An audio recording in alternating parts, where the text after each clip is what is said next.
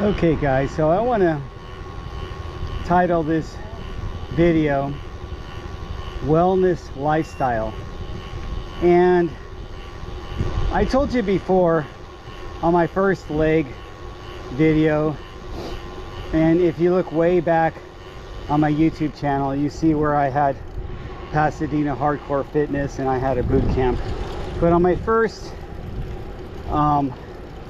go at, I guess, talking to the public before YouTube, was a rag, basically a newsletter that we sent out to, we had a few hundred, maybe 300 or 400 members that belonged to Pasadena Mountain Bike Club, and we used to send out this newsletter.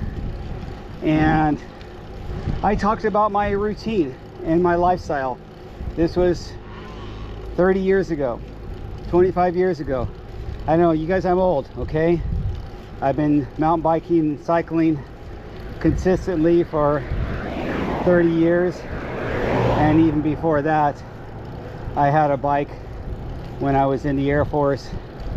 And I was hitting the gym even before the Air Force during high school football and so on and so forth. And never stopped that gym lifestyle. But the workout is just part of the equation. That's what I want to talk about today. The workout is the training, whether it's cardio or strength training, agility training, whatever it is, has to be supported with proper nutrition. How are you eating? How much water? Are you drinking enough water? Are you drinking, on these hot days like today, a gallon a day or 2 liters a day?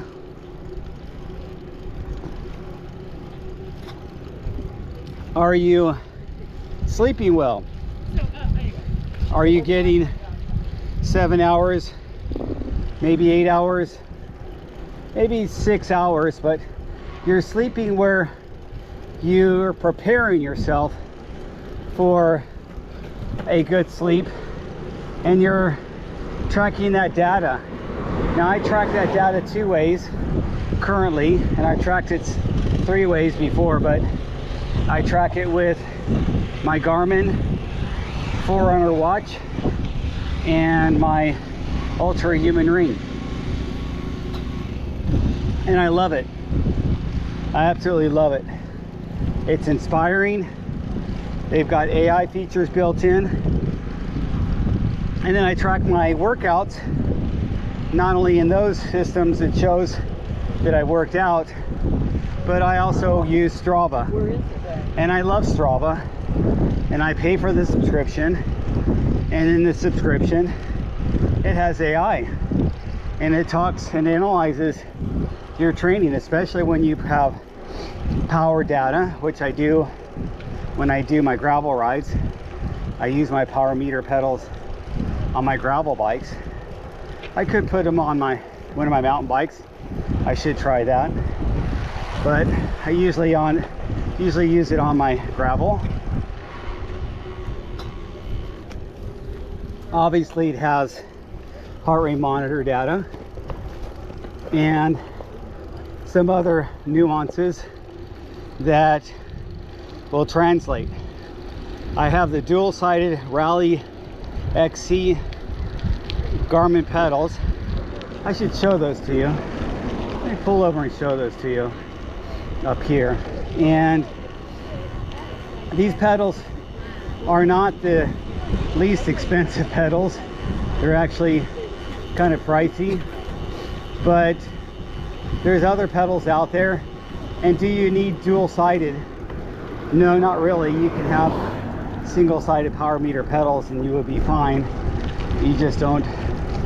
I just wanted to have the whole shebang. There's axle-based power meters. Obviously, you can't swap that out between bikes. And then there's Spider power meters. SRAM and their group sets have SRAM cranks that already you could buy with the power meter in there, and so does Rotor has power meter built into their some of their cranksets, some of the other brands, and of course they have universal spiders for their different direct mount cranksets out there.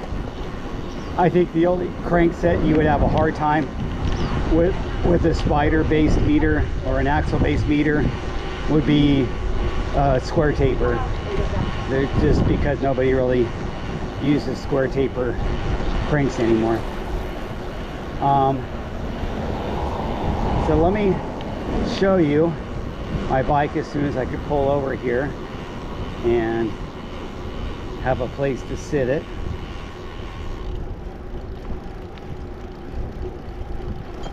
Probably up here, and I'll go on the other side of the street so it's not so crowded. And you can see the setup. Now I have it set up for trail because this is my 1x setup, and I like to set up for trail. I'm just going to briefly show it to you what basically the power meter and the devices I use.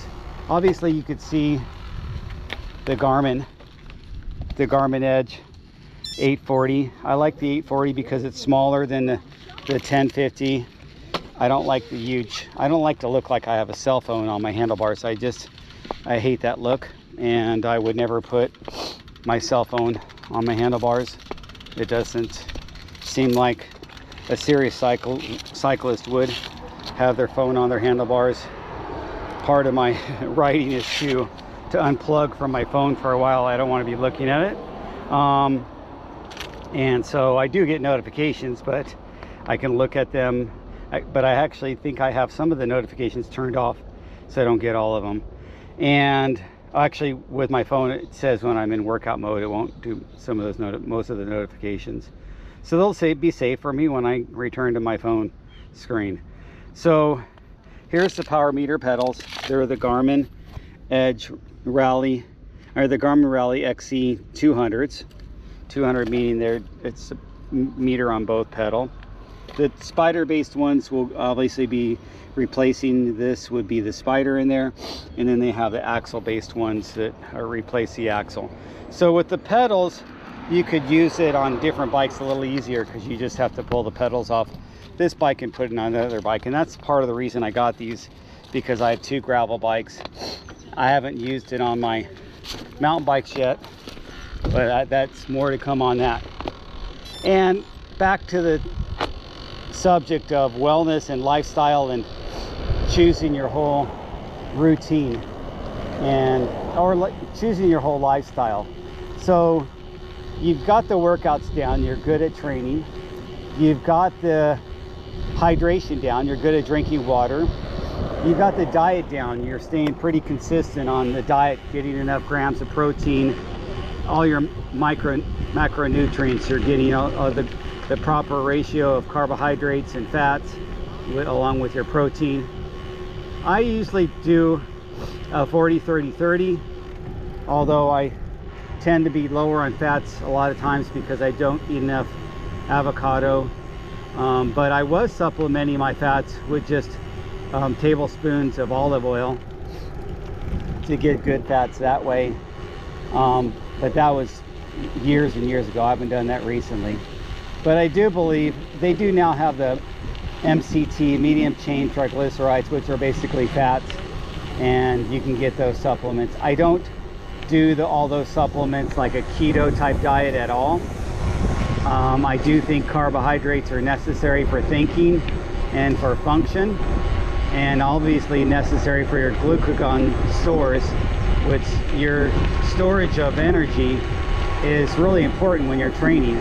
So I can't get around a complete keto diet being good for bodybuilders or good for people that are athletes training.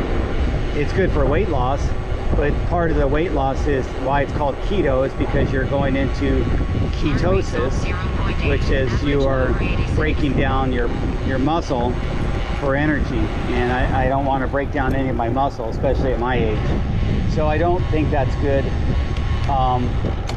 for everyone. It does work for some people under controlled circumstances, and that's what I want to go back to tracking. how much are you tracking and controlling?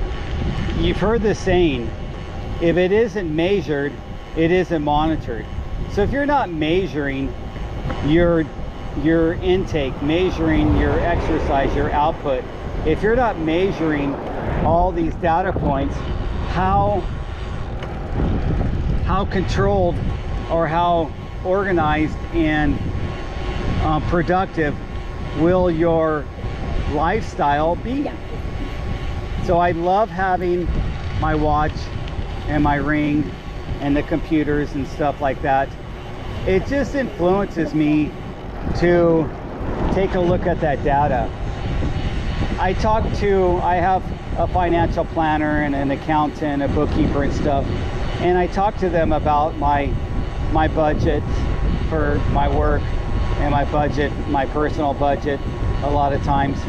And you know what? I have all the data points in the world to look at the money flow and to look at my balances and to look to see, okay, can I go on this vacation and spend tens of thousands of dollars for this exotic vacations?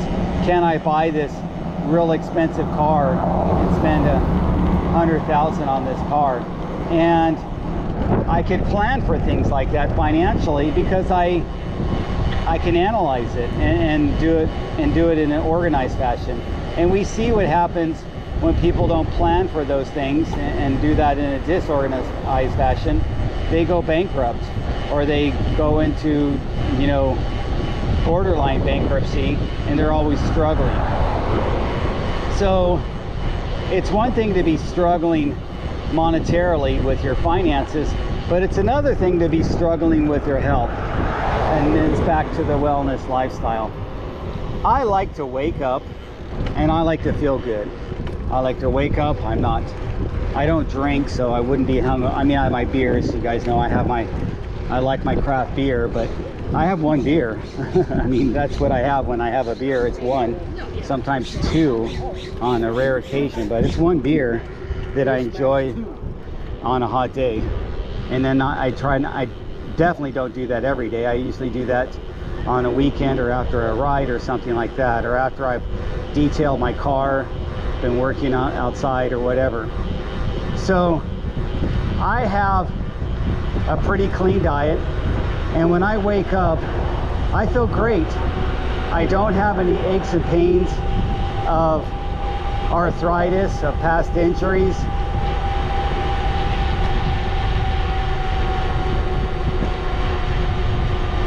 Sorry, it's kind of windy. And I don't have any problems feeling like my neck hurts, my knees hurt, my back hurts, or anything like that.